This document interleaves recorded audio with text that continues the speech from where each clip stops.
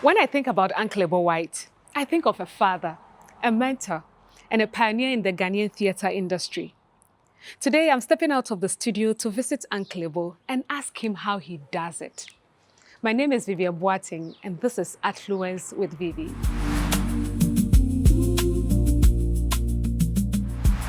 Hello, Uncle. Hi, Vivian. Good to see you. Yes, good to see you. I hear of all the great things you are doing. I'm so proud of you. Well done. Thank you. Great. It's really an honor to have you on Artfluence with Vivi. And I've been with you for a while. Yeah. Since 2011. Yes, it's been a journey with you, and I'm truly honored to sit here and just have this conversation with you. I know I get that every now and then, but this is on another platform, especially for the young artists and creatives who are watching. So I love your success, Uncle. I've been honored to and you've been a part of it. You've been a part of it, yes. Yes. But for the sake of everybody listening, and also for my sake, for the parts that I don't get to witness or experience, I am more interested in the behind the scenes, the things underneath, the things that you went through that some of us don't get privy to. What did building Roverman cost you? Personally or even professionally? I do not think that I can talk about cost when it comes to Roverman, because I shudder to think what my life would have been like without Roverman. In all likelihood, I'm sure I would have been dead now. Roverman is giving me every day a reason to get up, a reason to keep going, and that helps you to stay alive. So I am not one who can talk about cost, because yes, I've had to simplify my life. Is that a cost? No. That has saved me from all kinds of issues. I've had to watch my social life, so I don't have the time to hang out with people. But then, is that a cost? No, it's not a cost, because how often do boys hanging out bring anything good to anybody? So I can't talk about cost. I can only talk about the joy, the privilege, the honor, that it takes an insane amount of hard work. Oh, but that is also what goes into life. That's what life is all about. If anybody wants an easy life, he's missed it. Sometimes I get, you hear people talking about paradise, about going on a holiday, and they want to go on a holiday and chill and lie on the beach and just chill, and they will write and say, I was in paradise. I say, hello, you got it wrong. Go and ask Adam. Adam was in paradise. He had to take care of of that place. He didn't take care of himself. God did not send angels to clean paradise for him. He had to name the animals and record the name, so that when he met a dog, he said, I called you a dog yesterday. I'm still calling you a dog today. It takes an insane amount of hard work. So, and I'll challenge anybody listening, watching us, listen. Think back on the day you've gone home the happiest. The day you've gone home the happiest. It's not the day you went to work and didn't have anything to do. It's the day that you thought you were going to be swept away by the pressure, by the targets, and by the calls that were coming, and you thought, oh my goodness, this deadline is impossible to meet, and then you somehow succeeded at the end of the day. Okay, averted this crisis, met this thing, met that. You go home, your sleep is sweeter than anything. Your food is sweeter. You yourself, You are a much sweeter person because you know, wow, I lived. And so I think we need to work on that mindset when people think that I want to chill. Where is that concept from? I want to chill. I want to travel and chill. I'm going to go away for 1 month. And 1 month I'm going to chill. And then lie in the beach. And isn't it funny? When we were babies, we played with sand. Why is it that as adults, that become our highest indication of whether we are chilling or not? Well, maybe, adulting happened, life happened, and we forgot how to be in that moment. So then that gave us the opportunity, okay, let me take a break from here and just have that moment. Or perhaps?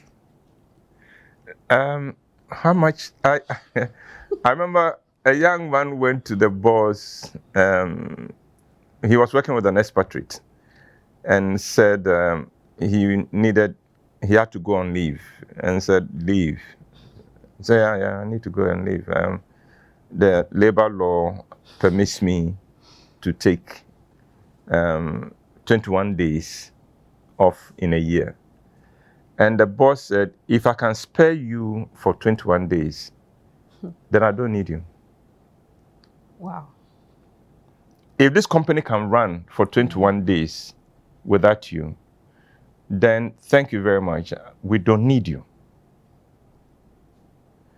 And that this was in the early days of my own entering the job market, and it has stayed with me that sometimes we make ourselves redundant without realizing we have made ourselves redundant. Just that we are not made to pay the price of being redundant, so we don't realize what we have said. Because there are people who say, I have an accumulated leave. Say, how many days? I have 48 days accumulated leave. Oh, the outfit can survive for 48 days? Oh, then stay home. Because in the same way we survive, we'll continue. No, I think we were made to work. We're made to work. We're made to enjoy the work we are doing. To love what we are doing. We are supposed to love our work or make our work our love. Yeah. I think the key word here is finding joy in the work we're doing. Yes. And finding purpose and fulfillment. Or it will not always be joyful, but at least find a sense of purpose. Purpose, yeah. Uncle, we are in the creative arts, and sometimes the reality, it's not easy to keep art alive in Ghana.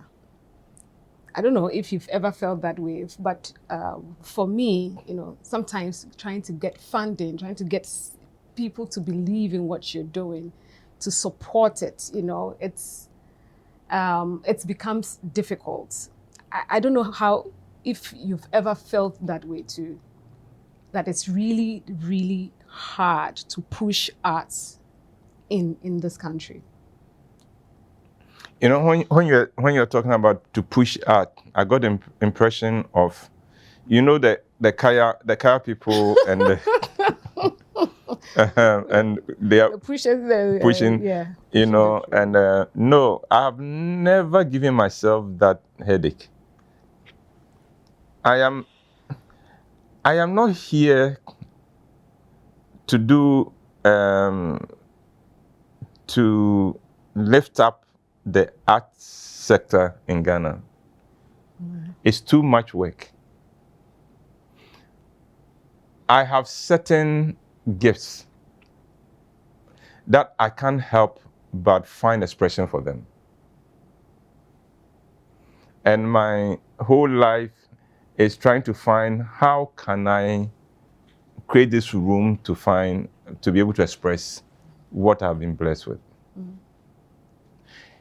If at the end of the day, it changes something or helps with something in Ghana, hallelujah.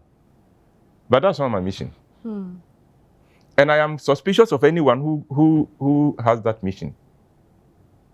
Because then it means you are not here to produce. You are not here to serve. Eventually, you will take advantage of the system. And that is why Ghana is where it is. I believe I have this responsibility to what I have been blessed with. You remember the parable of the talents? Yes. I will one day be made to answer, I gave you 2 talents. In my case, I was given 1 talent, but I didn't bury it. Yeah. I would answer for it. I will not be called to answer. So what did you do with all those that I had given talents to? I had given somebody 5 talents. I had given them 2. I gave you 1. What did you do to help all of them? No. I would answer for my talent. And that is what my focus is. So I'm not pulling the push truck, because then you get discouraged. Then you become at the mercy of other people. Then you begin to look for validation from others who cannot give it to you because they can't even understand the fire burning inside you. And every artist should come to that point of accepting that only you can feel that fire. Yeah. The others can listen politely and pretend they understand, but you really don't understand. You cannot understand an idea burning in the artist's mind and heart. That keeps him awake. If that makes him useless to anybody, anything around him. When he shares it with you, you say, oh, I understand passion. No, but you don't. So I think every artist would have to wake up and say, I take care of myself first. But if I have taken good care of myself, I will find myself impacting other people without even trying to. Because whatever the gift God gives us, the ultimate thing was that it would impact people. But I must first be the steward of that gift so well that the impact will follow. But if I chase the impact first, I will not be a good steward of the gift that I've been given. Wow, Uncle. I know you were a counselor and you've used, I'm sure that also has influenced the kind of plays you put out. And because in fact, all your plays, touches on marriage, relationships, family, and then that social and moral issues.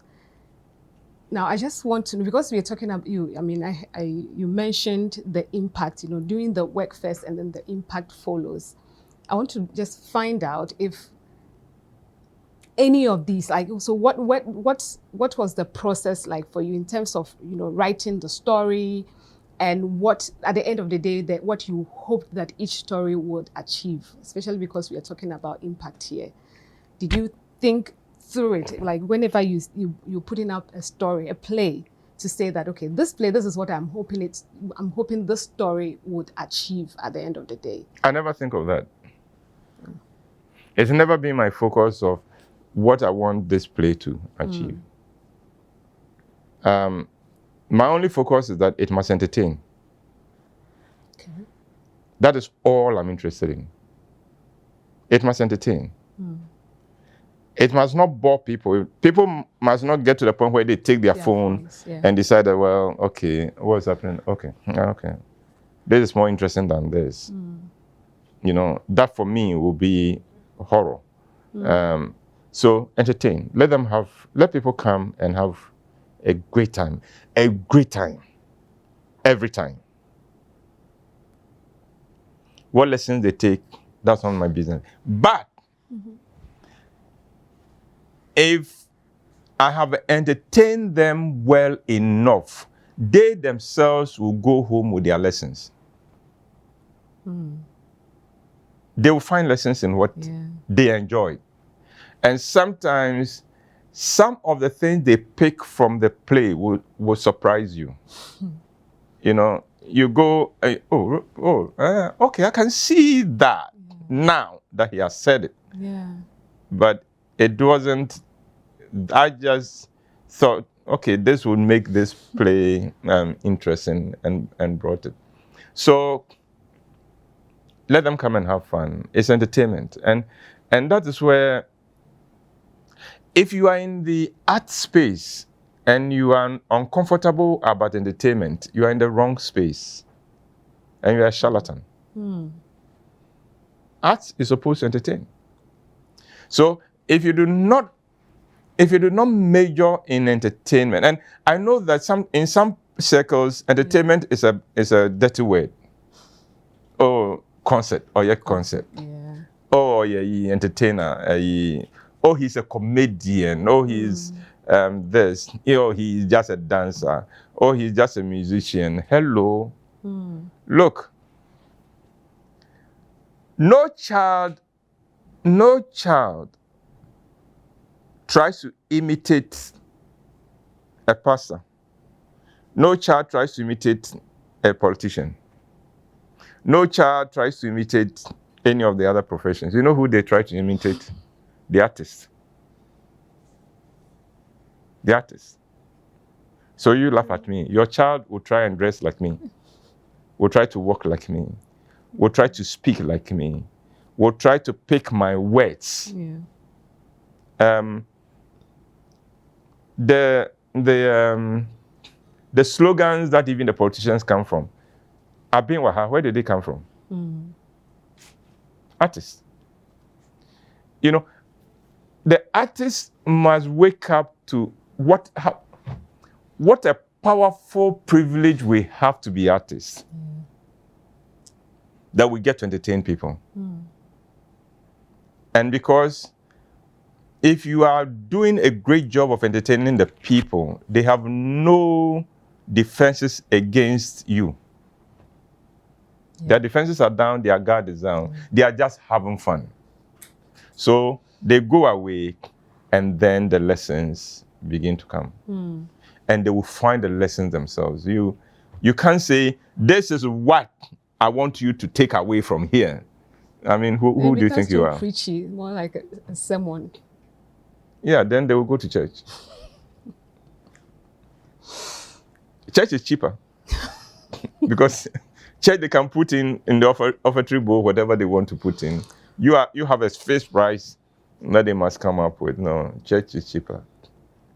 Wow. Uncle, let's talk about money in the creative art industry, because it's one of the things that a lot of artists cry about. Oh, it's hard and all that. But I want you to tell us the moment when you got a paycheck and thought, okay, I can make a living doing this. I've never received a paycheck. Okay. Never. Never received a paycheck. But what I know is this.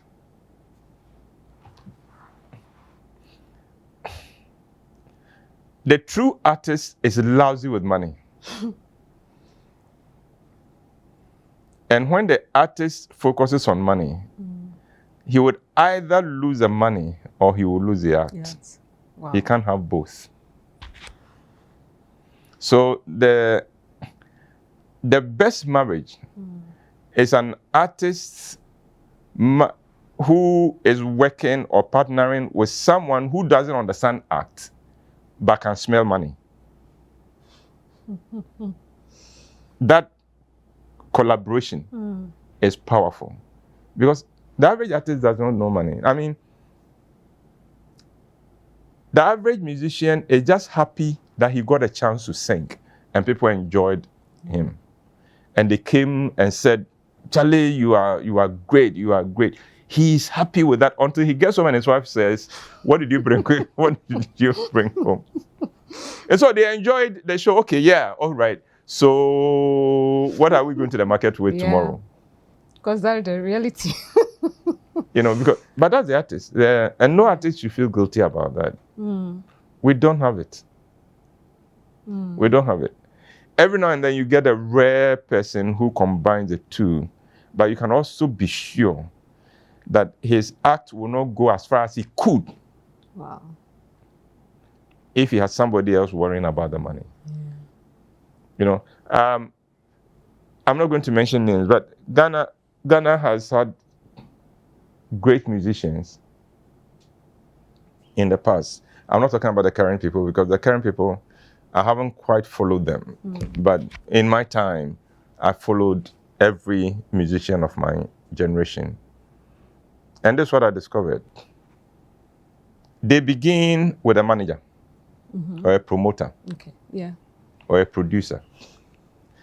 And then their friends, after it's become a hit, their friends go to them and say, "Oh, Sisu, how much did he give you?" "Oh, he gave me the." "Oh, no, he's cheating you. He's cheating you." So the next time you realize he is producing himself,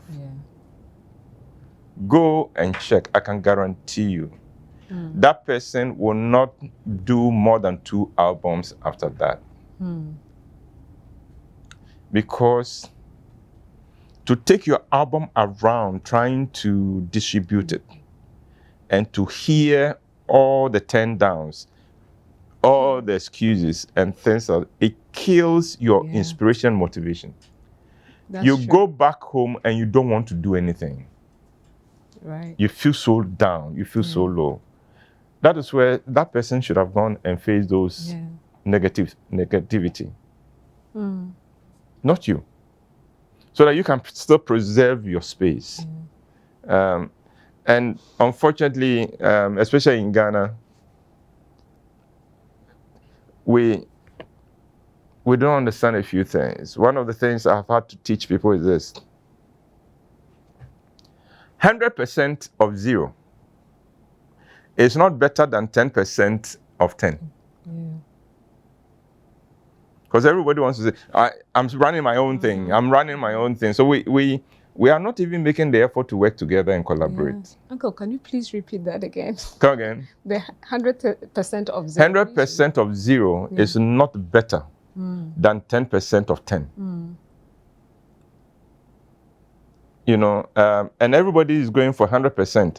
Eventually, all we have now is 100% of 0. So you get people who says, I have a studio. I run a production company. When was your last production? I don't have a production, but I have a production company. Or when was your last production? Oh, that was 5 years ago.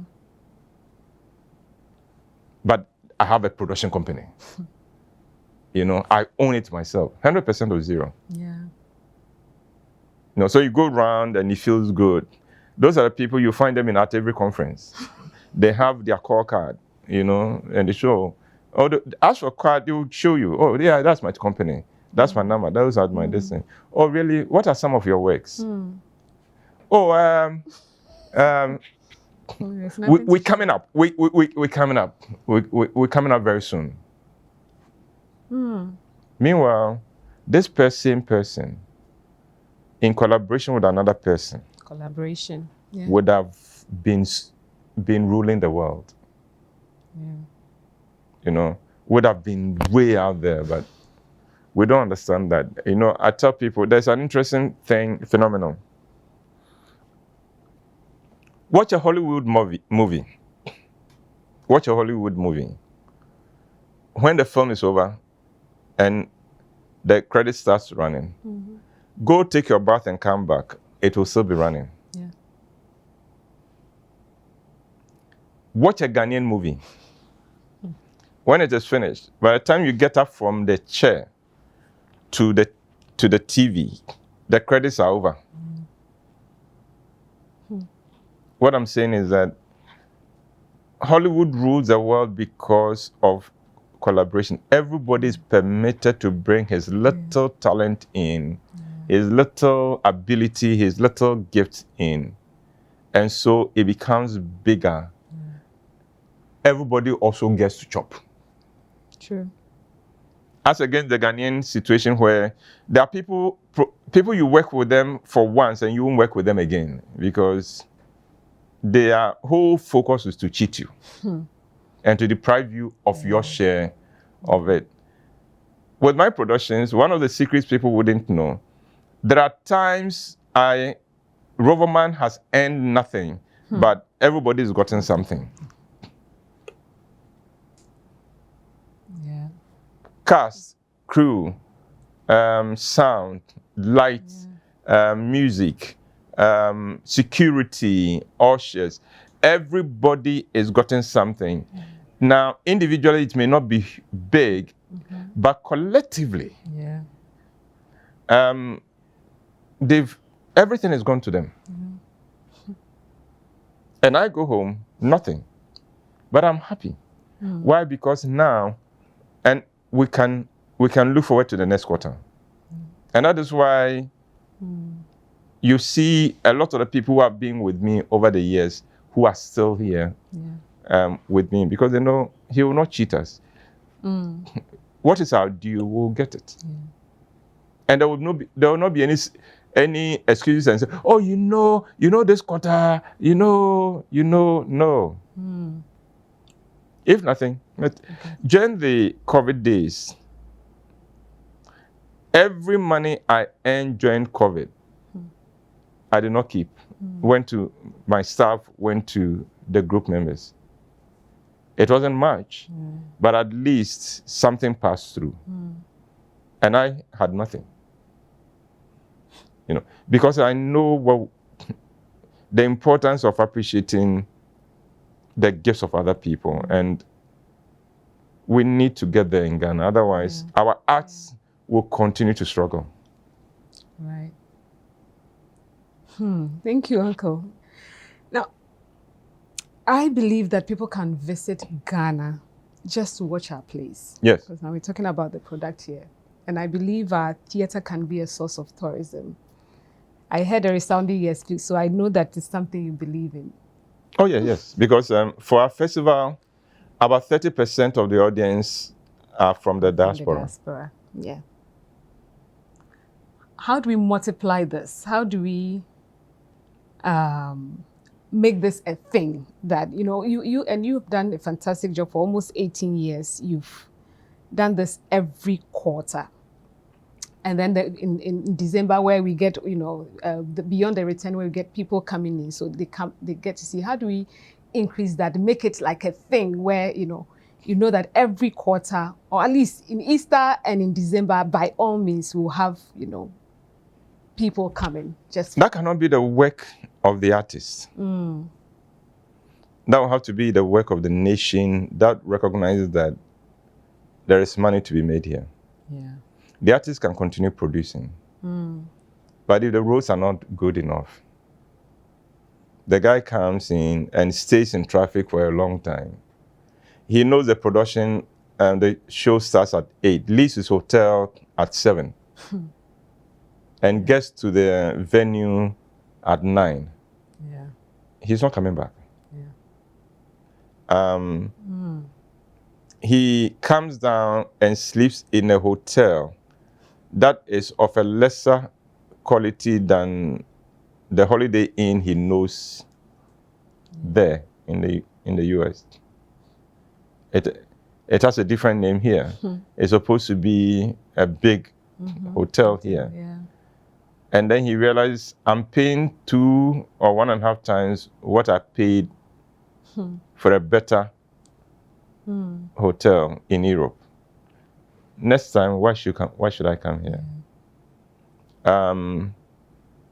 If he goes for a walk around his hotel and he's mocked, and his passport, his money is taken, possibly even he's traumatized, why should he come here again? Let me tell you one of my saddest days. I hosted a Canadian who wanted to establish some business in a project in the Western region. I didn't bring him, but somebody had given him my name that if he needed somebody to help him move around Ghana, he should contact me. So we make that arrangement. Unfortunately for him, that day he was having a running stomach from here to Takoradi. There were no decent places for us to stop. Can you imagine the Obroni asking, begging me to stop so he can dash into the bush. Because there was nothing. Yeah. You know, whenever we got to a filling, there were a few cases we got to a filling station and they didn't even have their washroom open. Do you understand me? There were times that I was trying to target the next hotel because the next hotel should be, and they said, no, James. And then I have to pull. There were a few, I think twice, when there was a house nearby, so went ahead of him, Mr. Mo, my Ohohwo niece.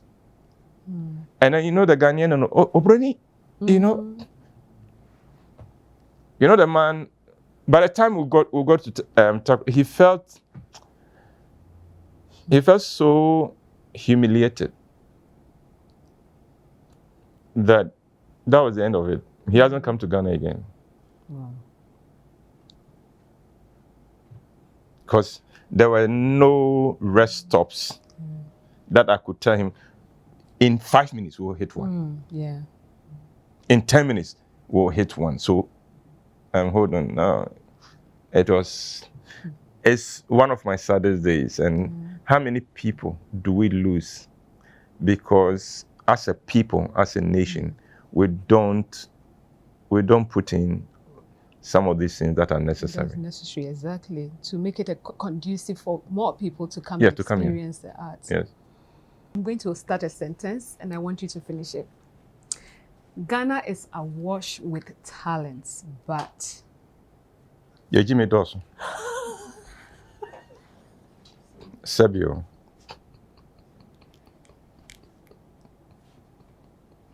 I didn't see that coming. I'm sorry.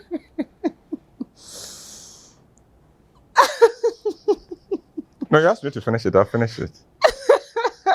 Full stop. Full stop. Let's move on. All right, Uncle. Then, if a playwright or producer came all right, to you... let me help you. Ghana is so blessed that we have no idea how blessed we are. Not only, take even the area of our security. Ghanaians are so blessed that over a period, we have not even learned to develop any security consciousness. Because, thank God, we've not deteriorated to some other countries where... How often do you hear of carjacking in Ghana? My favorite artist was killed in a carjacking situation, Lucky Dube. And yet we take all our blessings for granted. We take it all for granted. We think we are so smart. And yet the things we do thinking we are smart only shows that we are not. You see the traffic light. It's amber on you. You floor the accelerator. Why? How long would that light stay red? How long would it stay red?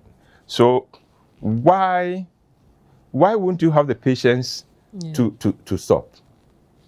Why do you think it is clever to drive through the place? You are asking for a 3 years advance on rent for a worker who is paid 1 month in arrears. How clever is that? The countries we are calling developed, the countries we are calling rich, they don't charge more than 1 week rent. Because I can't see any worker in the UK, in the US, affording 2 years rent advance. There'll be gunshots. But Ghana, traditionally, 3 years advance. Why? So the average Ghanaian is always stressed. Road rage on our streets. When a decent man gets down and is fighting a trotro driver, a taxi driver. It is not that what the driver did, though. They rent a yasu, and he doesn't have the money for it. You know, so in the things we do that we think is smartness, what we are really doing is that we are selling ourselves short. Yeah. We are making life difficult for everybody. Galamsey, everybody knows in the next 20 years, Ghana, if things go the way they are going, Ghana would have to import water. Yeah. Can you imagine? Yeah. Everybody knows that. But we are doing it. We are doing it. Why? Yeah. So that's what I mean, that if these little, they are not big. You see, if the problem in Ghana was a big Jimmy, then okay, you know that we don't have a hope. But it's a little things. Little of the things that I can do to make your life easy, but I won't do it. I am paid to deliver a service to you by the state, but I must make you pay me before I deliver that service. How clever is that? So you pick my pocket. Guess what? I'm also going to pick somebody's pocket. It may not be your pocket, but in all likelihood, it may be somebody related to you, because we are all one. So that's what I mean. You use artists, like one of the cases that I heard of. The show ends and you run away. Granted, maybe things did not turn out at the box office as you expected. But these are human beings. Talk to them. By the time they finished the curtain bow and came backstage, and director, producer, then the security told, oh, what's in the car? Clever? That's not clever. Yeah, you don't have the money, but talk to them. They are human beings. Give them some assurance. You know, but you are gone. Why? You know, so that's all things. They are not big things. There is hope for Ghana, but those little things must go on. All right, Uncle, to our last question. I mean, if a young playwright or producer came to you today and said, Uncle, I want to build something that lasts, what advice would you give to that person? Go and serve. Go and pay your dues. You know, I pity anybody who would like to begin where I am today. Right. I'll pity you. Because I know you will fall flat on your face and you'll be so discouraged you won't get up again. Go and pay your dues. Get involved in other people's production. Let them cheat you. And so what? You are learning. You're an apprentice. They must, we do all the work, but they get all the money. Shut up. Do the work because you are learning. The exposure he's giving you. You see, on somebody else's production, I can make all the mistakes and I'm not the one paying for it. On my production, my mistake will cost me money. Do you understand? So if you are working for me and you would make mistakes which I would have to cover up, and then you come back and say, I've cheated you, when you know that the experience you get here, I can't take from you. When you are leaving, I can't say, bring the experience you've acquired here. Bring the connections you've acquired here. And bring the exposure you've acquired here. You can't say that. You know, so people need to understand that, yes, you may have all the gifts, but go and learn. Go and learn. Come to Roverman, be an usher. You will learn something. You will learn something that will help you take off better. Otherwise, don't aim at National Theatre with your first show. Go to the Arts Center. Capacity 450. Go to Christ the King Hall. Capacity 650. But no, I want to go to National Theatre. Do you know how heartbreaking it is to stand on the stage of National Theatre, look at the seats and see only empty seats?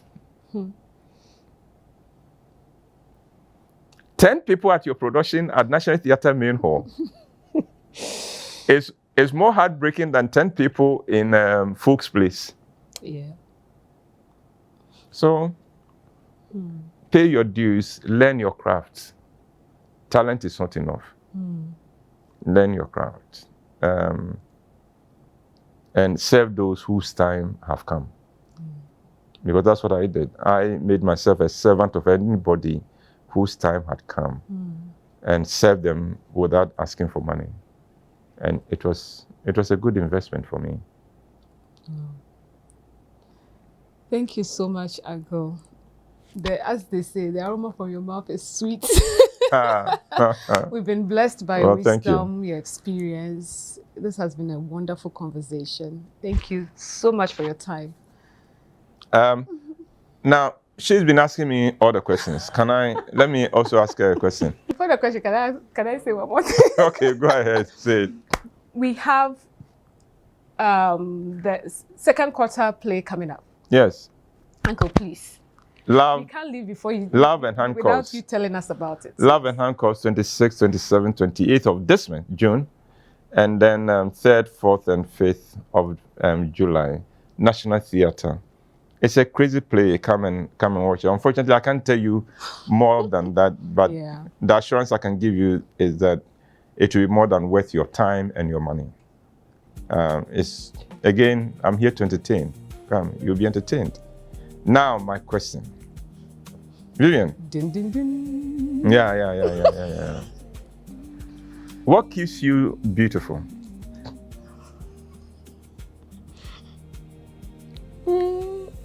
Are you one of the people who miss your calling?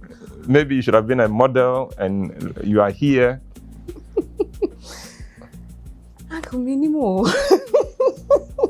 Maybe it's in the genes. Okay, all right. Well, we don't have any other thing to compare with it, so we'll leave it at that. But God bless you for the great work you're doing. Thank you, Uncle. It's wonderful to see what you're doing. And also, the platform you are affording other people. I think of people like Becky and Co. and the opportunity they have to express their creativity. So God bless you. Amen.